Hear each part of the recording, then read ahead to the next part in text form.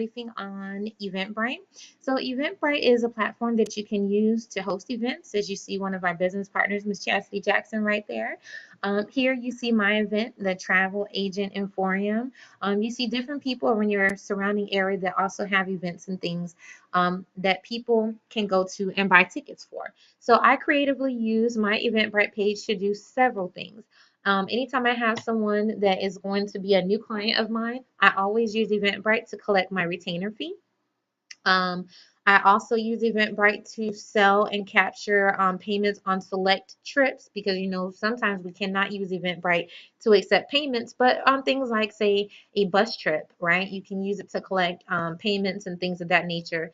I also use it to gather interest for people who want to learn more about the vacation opportunity as well as the vacation club. I call them different campaigns. Whatever campaign I'm running, I try to have an Eventbrite page set up for that particular campaign and that objective. All right.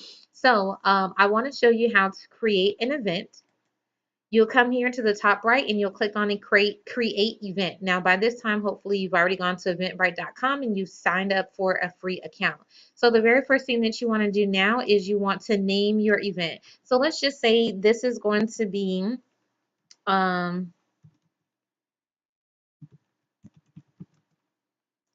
I just made that up, right? Information. So let's just say this is going to be information on opening franchise. Whatever. Okay, so creatively, we're going to change just a couple things to make this fit. Now, if you had a specific day and event that you're going to be doing, you would type in the address here. But let's just say we're going to offer online information as well as live in person or whatever the case may be. So you would come here and you could type in online tours and private appointments available, or you could do online tours and Atlanta event on November 19th, whatever you want to do right here. All right. Now, when I'm doing a campaign, for instance, my interested agents campaign is not a specific date. It's a campaign that I'm running for the next 90 days or so, or probably even longer. All right. So what I'm going to do is I'm going to click my start date as today because they can actually get an online tour with me today. All right. And that tour, just so y'all that are watching on today, will begin at 8:30. And then the end date is already defaulted, but I'm going to extend this out for as long as Eventbrite will let me extend it out for. Let's just assume that's February 24th. All right. And put in the time. Now you can come back in and add in the cosmetic features. So if you have an Eventbrite, if you have a cover photo that you want to use, that's fine. For the event description, I encourage you to just keep it as concise as possible. I've changed my Eventbrite descriptions for my interested agents several times, but that's because I'm trying to find the perfect fit. You are more than welcome to go to interestedagents.eventbrite.com and copy what I have, manipulate it, make it your own, and please share it with me so that way maybe I can upgrade my lifestyle. All right. The organizer name and organizer description is something that you can do later on by simply coming up to your settings, going down to account settings and setting up that information. For different events, you might want to be one type of organizer. And for other events, you might be a different type of organizer. An example of that might be you might want to be a travel agent for certain events. And then for other events, you want to talk about yourself as a franchise educator so that people, that are looking for that kind of education, they can see your description. Anyway, this privacy listing right here. Oh, I skipped a section. Now you're going to create your ticket. So for my campaign, we're selling free tickets. I like to keep it personal. I always want them to arrive and know my name. So it's always Mesha. Reserve my voucher if that was a campaign that I was doing.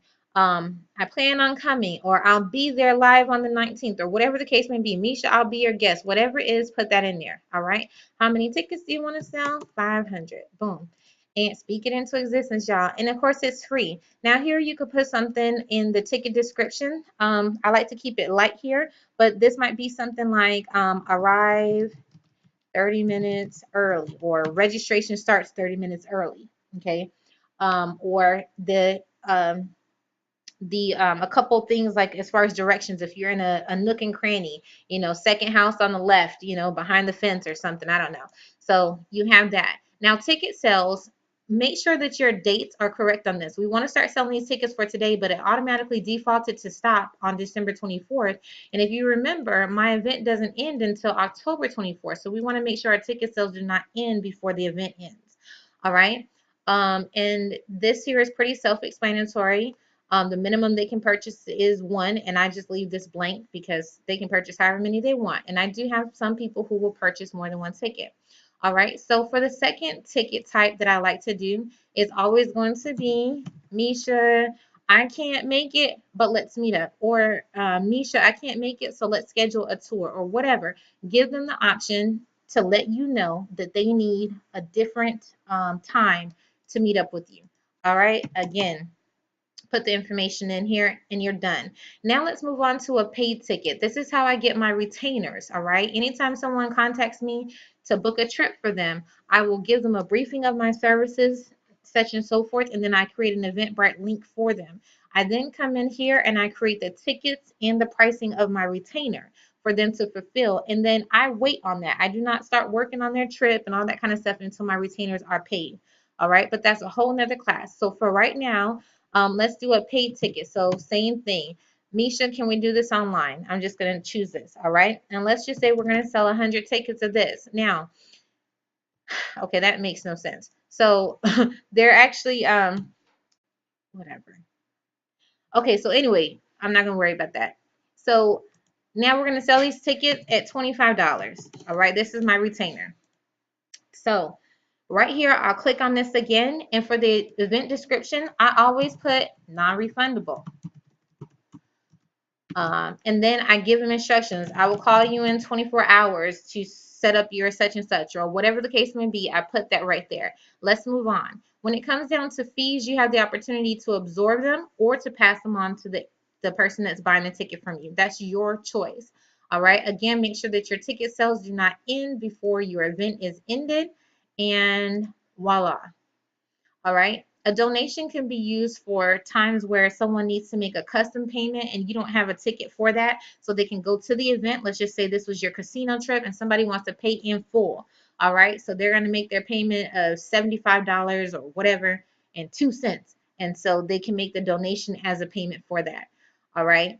Which country you want to be paid in is pretty self-explanatory. Just know that you cannot change that after you start selling your very first ticket. Now, when it comes to listing this, if you want Eventbrite to list it publicly, so like you saw how we were able to see Chastity's event, it'll show up there. And then also you have the opportunity to type, what kind of event this is. And this really just helps people to find who you are. So I'm just selecting a couple things, but let me just give you my disclaimer. Listen, don't try and follow everything that I'm doing right here simply because everybody may not be searching for a business meeting, a professional event, or a business startup. Maybe they're looking for travel or whatever the case may be. So if you put different things there, it actually allows you to sometimes find the least expecting person. So just something to think about. But let's go ahead and make your event live. Now this is going to take a while and we'll have a pop-up to come up. But I just want to show you how when I'm marketing or advertising for a specific campaign, how having an Eventbrite page helps me. So my computer is not moving. So let me just move on here. Here is some events that I've done with Eventbrite all the way dating back to January of 2015. If you look here at the event name, this were the different names that I had, and some of these might be familiar. Some of y'all remember when we used to go down to Austell at the Epicenter, all right? And then, so for whatever event that's going on, I don't care if it's somebody else's event. For instance, we already know that Tawana Houston and Alyssa Davis and Robin Botts, they're going down to Tennessee the 3rd of December. Baby, it be in your best interest to go ahead and start running you a Facebook campaign. That's another class. But get your Eventbrite set up and start marketing to that area. Start looking in Facebook and seeing how many friends you have in Tennessee and if you can get them to that event. All right. So it doesn't just have to be your event. The Disney training that was done at the Success Lab, that was another great one. This one, I actually acquired all of these ticket sales by doing a Facebook offer. right? So I just offered them the 3-day, 2-night vacation. The only thing they had to do was complete their tour. So case in point here, there are so many different campaigns that you can use and have going on at one time, customers and interested people alike. So whenever I'm marketing on Facebook, if I have something where I know that that post is in my opinion to generate someone's interest, I'm going to put my Eventbrite link, interestedagents.eventbrite.com. All right. And that's where they're going to meet my funnel. All right. So remember I told you you'd have this pop up? Great. There's a pop up. X out of there because we're not ready to publish on Facebook just yet. All right. We have a couple of things that I want to show you. So here is your Eventbrite URL. Who's going to remember that? Nobody. So I want you to click over here where it says edit. So that way we can edit this link. Now, my computer is frozen again, but when you click on it, you could create your own link for your own campaign. So let's just say your campaign that you'll be using for marketing purposes is, I want more information.eventbrite.com. Click save and see if it's available. Now listen, I want you guys to always remember that website addresses and email addresses are not case sensitive. So even though I typed it in caps on purpose, see how it's lowercase? All right. So whenever you're typing your link so that people can read it, use caps so that it's easy for them to pick out what it says. All right, but just know that it doesn't make a difference if it's caps or not. It's still going to get them to the right place. So let's move on. Now we've customized our link. Now we want to go to our order form because Eventbrite does not automatically capture your their phone number. So you're going to go to order form right here on the left hand side. Once you click on that, we're actually going to require that the cell phone number is like required for them to check out with your Eventbrite. So we're going to come down here and we're going to click on each attendee. So each attendee that purchases one of the tickets that we set up is going to be prompted to fill in this information. I don't like to get on people's nerves. I'm real short when it comes to doing stuff like this. I keep the way I think in my head at all times. So I don't try to require their address and all that kind of stuff.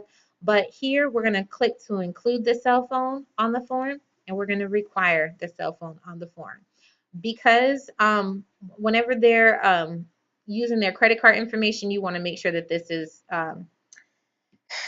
populated. But if it was just going to be a ticket where it was internet only, you don't need to get their billing card, all that kind of stuff. So anyway, the other thing that you want to do here is you can create questions. Now, don't ask them 21 questions, but definitely think of some questions that you might want to ask them. So in some of my previous campaigns, I would ask them questions. I would have drop-down menus that they could choose whatever they felt was best. And some of the responses were they were interested in bringing in 22 ways to earn income, 6 streams of residual income, and 5 paydays per month. That was the actual answer that I had them choose. Like it was either do you want this, or this.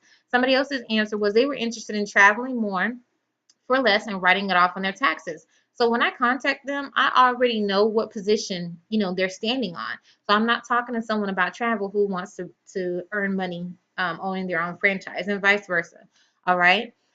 Sometimes I also ask where did they hear about me, so that way I can figure out which one of my marketing efforts is working the best for me. Another question, if time and money were no issue, where would you go? A great question to ask, if nothing else, is when is the best time to call you? All right, so that's there. So you'll type in the question here, voila, and then you can let them do paragraph form. They can do check boxes. They can do drop down menus, and of course, like if they're doing the drop down menus and all, then you can create those options for them. So that's how they were able to choose those options. You can add another option here. All right, and then you choose the optional settings that you want, and you can hit save. So that's that. Another thing that I like about Eventbrite is the fact that you can actually send emails to your past and current guests. All right, so I've had over, I think it's at 150 different events with Eventbrite, and you see all the tickets that were sold, right? So one thing that happens is even though people go through the trouble of ordering these tickets, and sometimes the night before, they still sometimes do not show up to the event. So one of the things that you want to do is make sure that you're emailing them. So you can set up to have well, they're going to get their initial email once they have their ticket. Now, hopefully you're working with accountability partner or someone in the group, so that way they can assist you with appointment setting. So that person's main job may be, hey, I'm just calling on behalf of Miss Sandra.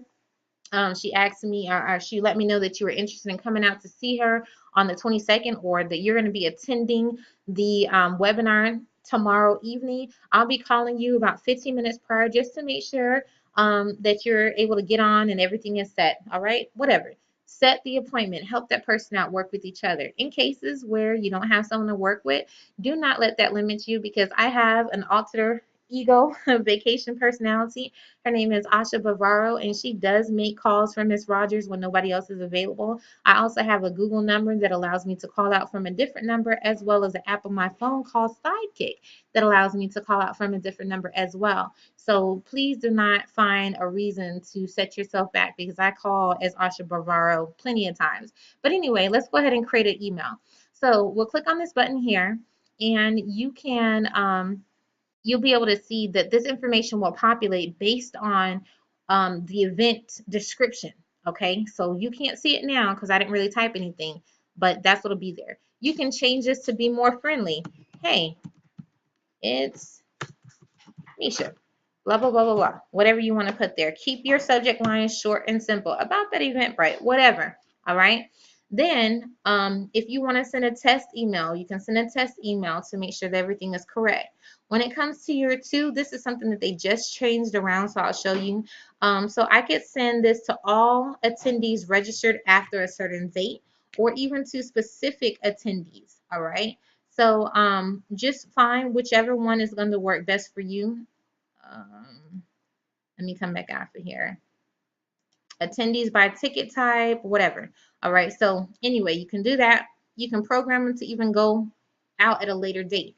I'm going to encourage each and every one of you, if you're running a campaign and you already know what your event date is going to be, go ahead and schedule those events, those emails to go out, the 24-hour one, the one that's midweek or whatever, just reminding them, give them an incentive in one of the emails. I don't know, stay on top of their mind, because they will forget. They will forget. All right, so anyway, you would hit the send now button. All right, so there's a lot more to Eventbrite, but this is just to help you get set up and get rolling. All right, so here's some things that you want to go back and do later on your own time. I want you to go back and read, right?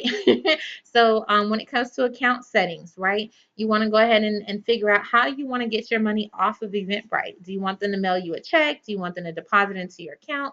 Do you want to set up your own profile picture, which I need to update and change that? There's all kinds of things here that you need to go ahead and do. You can even send out invoices, get your tax information. There's just so much. So please go back and do that. The other thing is your organizer profile. So this is where you can go in and you can change your pictures, what type of organizer you're going to be. Maybe you're the travel agent for one event, like I said, and then about the travel. She's a guru, a travel extraordinaire, loves to travel, found this to be a great opportunity to make money and travel at the same damn time, and voila.